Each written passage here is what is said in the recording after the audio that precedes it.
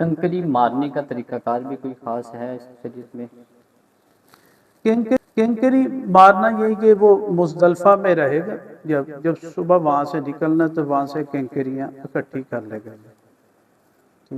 اور وہ چھوٹی سی چنے کے برابر جو ہے کنکری ہو، اور وہاں پر 3 کنکریاں پہلے دن مارے گا، یہ پہلے آخری یہ شیطان کو جو ہے، اور دوسرے دن جو ہے 3 جمرات کو جو ہے، تیسرے دن بھی جو ہے 3 جمرات کو۔ 13ویں ذی الحجہ ہے، وہاں پر اگر وہ واپس آنا چاہے تو شریعت مطہرہ میں اس کی اختیار ہے، استحباب ہے کر لے، لیکن اگر صبح کا وہاں پر صبح ہو جائے،